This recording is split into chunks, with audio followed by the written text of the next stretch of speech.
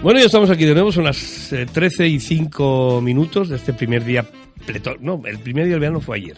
Hoy es el día completo ya de verano y comenzamos nuestra segunda parte del programa hablando de la adicción al cannabis. Estamos todos aquí con fotografías relacionadas con gente que se hace petas y que está fumando, aspirando esos aromas que todos hemos en un momento u otro no dado, sino por lo menos olido. Popularmente se cree que el cannabis no es adictivo, sin embargo, la dependencia del cannabis es una enfermedad médica reconocida que se cree que va en aumento en muchos países, pues porque está muy cercana a nosotros, en institutos, en fiestas de verano, en la vida diaria. ¿Es así o no, Iván Claver? Buenos días, buenas tardes. Buenas.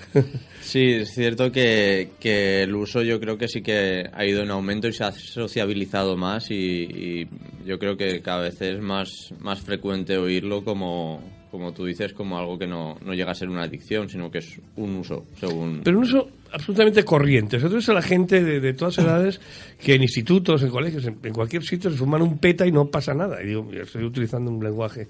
Y no pasa nada porque está socialmente incluso tolerado y admitido, ¿no? Claro, sí, se tiene como un uso recreativo, es decir, como me fumo algo, me tomo algo para disfrutar más o para pasármelo bien. Lo que pasa es que realmente al final está teniendo... Y además socialmente eso une, ¿no? Y vincula. Claro, es uno de los grandes problemas que normalmente sí que se fuma solo, también es cierto que muchos usuarios fuman solos, pero principalmente es una droga de uso colectivo. Entonces eso es uno de los problemas que tenemos luego a la hora de erradicarlo. Porque además aparentemente es inocuo, ¿no? Es muy fácil para conseguirlo. La aceptación social es total, su uso generalizado convierte al cannabis en algo cotidiano. Uh-huh. Y entonces cuando se le despierta al consumidor, se le despierta las alarmas o se le enciende la luz roja que dice, esto empieza a ser peligroso.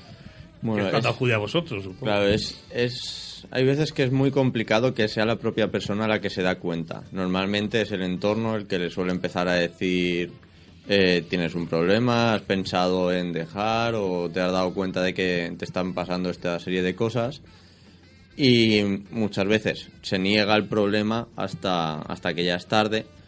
O sí que hay personas que se dan cuenta porque les ha pasado algo, por ejemplo, han tenido o un accidente de coche, o han tenido un problema en el trabajo, o han tenido algo que les hace abrir los ojos y darse cuenta de las consecuencias que está teniendo. Pero normalmente cuesta que la gente se dé cuenta de que realmente es un adicto a la droga, porque normalmente hablamos de esa droga en concreto, porque podemos entrar, claro, si entramos ya en la cocaína... La drogadicción es muy amplio. Pero al fin y al cabo muchas drogas tienen un cauce similar.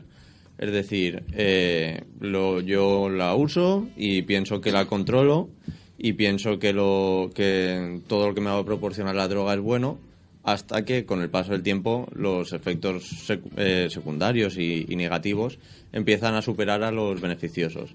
Porque, por ejemplo, el uso del cannabis a primera vista no tiene efectos negativos, es decir, así como si consumo mucho alcohol, luego tengo resaca, no se tiene entendido que por consumir mucho cannabis luego voy a tener problemas, pero con el uso continuado o el uso esporádico también tiene sus consecuencias, pero son más leves. Pero el uso continuado sí que lleva a problemas de falta de concentración, problemas de sueño, problemas alimenticios, problemas sociales también que son muy importantes y muy perjudiciales. ¿Cuál es la diferencia entre dependencia y adicción? No es lo mismo, ¿no? Una dependencia podría ser más física, es decir, yo pues dependo de esta droga porque mi organismo se ha acostumbrado a ella. Mientras que una adicción sí que podríamos... En realidad los dos términos son muy similares, pero por hacer una pequeña diferenciación, la dependencia podríamos hablar más a nivel físico y la adicción podríamos hablar más a nivel psicológico o emocional, es decir, la vinculación que se tiene con la droga y los deseos de consumirlo. Ya. En cualquier caso, Estaba diciendo que vosotros a la consulta de Mariva psicólogos llega de repente que llega una madre con su hijo, con su hija. Pero dices tú que la persona afectada generalmente no es consciente y no se suele acercar por sí mismo a... Claro, nosotros trabajamos con un modelo que tiene diferentes fases y una de ellas, las enumero y así vamos entendiendo un poco. Es la etapa precontemplativa, que es en la que el usuario tiene problemas, pero todavía no los ve, no los contempla, que suele ser cuando la gente te dice que tienes un problema, pero tú lo niegas. Luego está la fase contemplativa. Es decir, me he dado cuenta de que tengo un problema, pero tampoco es tan importante, me lo niego un poco también. Luego ya está la fase de preparación, es decir, me he dado cuenta que tengo un problema y estoy pensando en hacer algo, pero todavía no he hecho.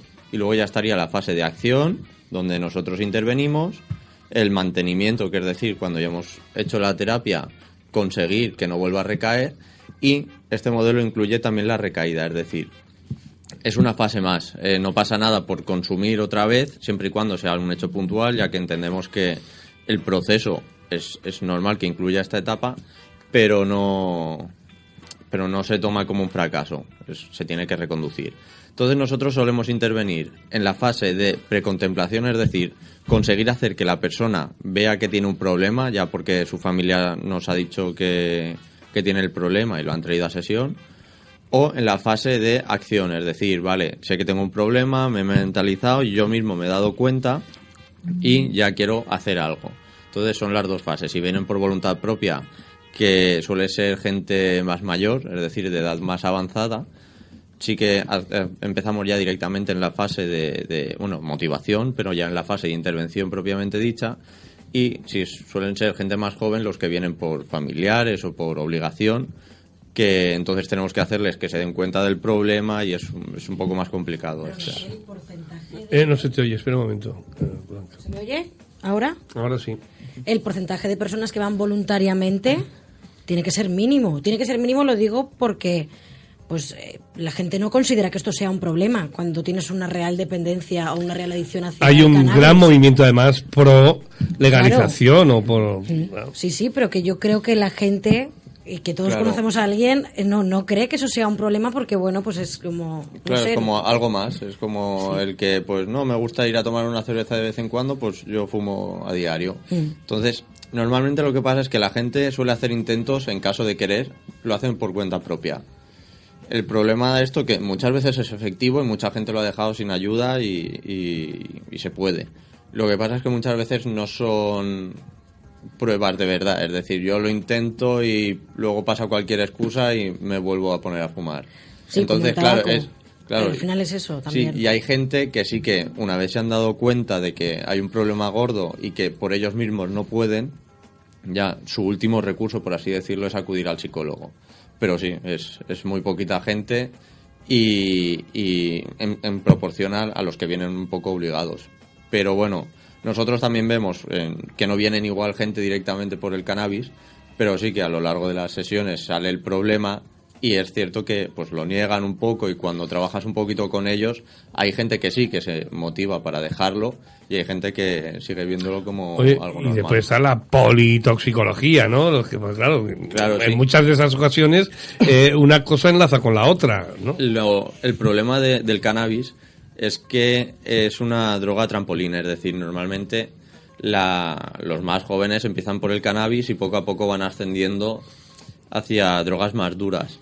Entonces sí que es cierto que hay veces que se combinan varias o se sigue manteniendo según el uso que se le quiera dar. Por ejemplo, estoy en casa y me fumo un porro, me voy de fiesta y consumo cocaína. Entonces hay veces que sí que se da el consumo de varios o combinado con alcohol. Hay veces que en intentos de potenciar los efectos, pero... En general se suele combinar, ¿verdad? Sí, ya que lo que se quiere hacer es tener una experiencia mejor. Se cree que combinando más es una experiencia más positiva, pero realmente lo que acaba pasando es que se satura el sistema y es más fácil que tengamos problemas, o paradas o shocks o desmayos o algo así, que es mucho más fácil que si se consume solo una droga. Ya.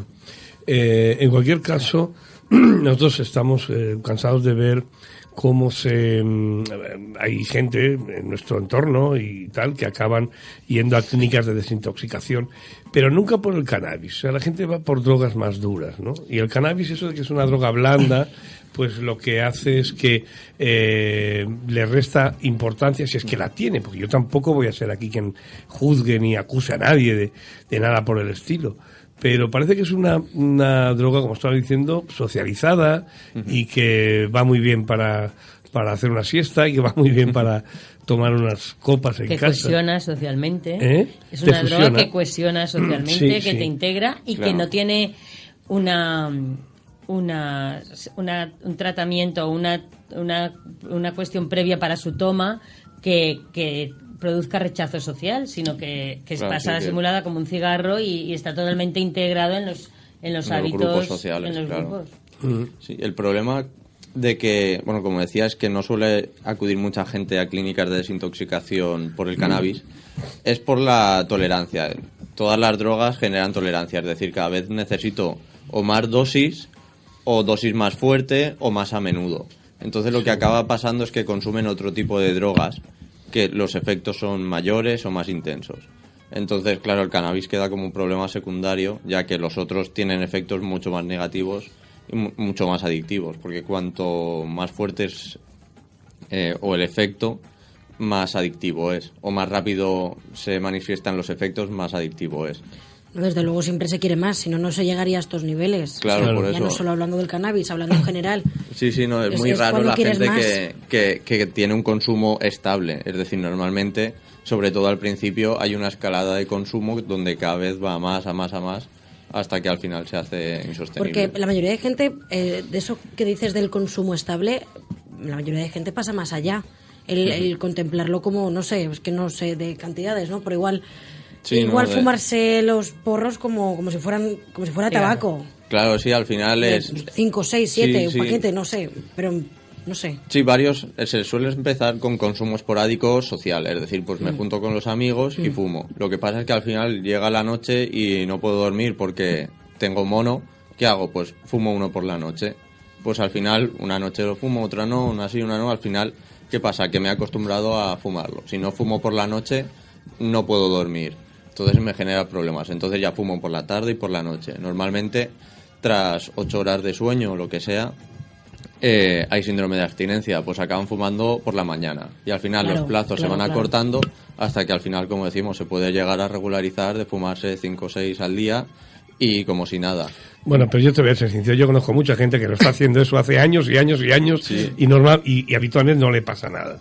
No, claro, lo que suele pasar es que al principio se fuma como disfrute y al final se usa como medicina, por así decirlo. Es decir, yo fumo para tener... Incluso, para no tener lo que acabas de decir, hay movimientos que están a favor y además, y después hay países modélicos, circunstancias en los que el cannabis con fines terapéuticos está autorizado. Y países modélicos en muchas materias sociales y países socialmente mucho más evolucionados que nosotros. Es una droga, evidentemente lo es, pero que está ahí en la barrera de si la gente lo ve. Tiene efectos anestésicos, es decir, yo no soy tan consciente del dolor y tendrá una serie de características fisiológicas positivas.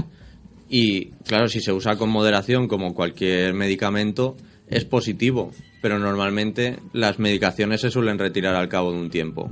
Si no, puede generar... Es que no se retira nadie, ¿no? Claro, pero de aquí el problema es que suele ser muy difícil. ¿Y el consumo hay consumidores de fines de semana?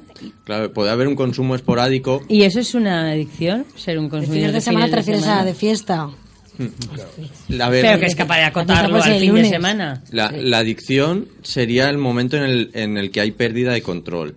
Si yo soy capaz de consumir solo los fines de semana y los fines de semana que yo quiera, sí, no, o sea, no habría ningún problema. Y no vivo de jueves a viernes pensando en que llega el fin de semana. El problema es si yo, por ejemplo, por cuestiones económicas o por cuestiones de que de lunes a jueves estoy en un internado y no puedo salir y solo puedo salir viernes, sábado y domingo y fumo todo lo que se me pone delante, sí que habría una adicción. En cambio, si yo entre semana no estoy pensando en esto, pero llegado el fin de semana hago el uso que yo quiero, porque normalmente el problema de la adicción es que acabo consumiendo más de lo que yo tenía previsto.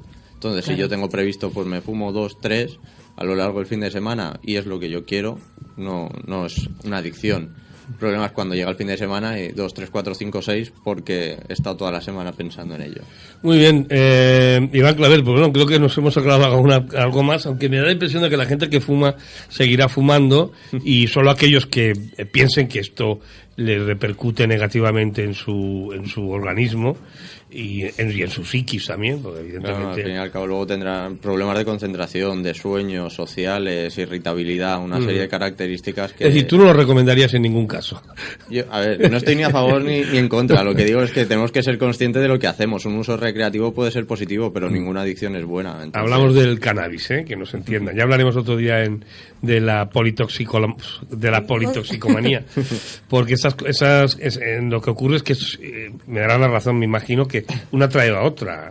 No es que el cannabis te enganche tal, es que cuando sales de fiesta, pues empiezas con una cosa y después acabas con las pastillitas, con las pildoritas y todo. En fin, eso ya hablaremos en otro momento. Gracias, Iván Claver de Mariva Psicólogos.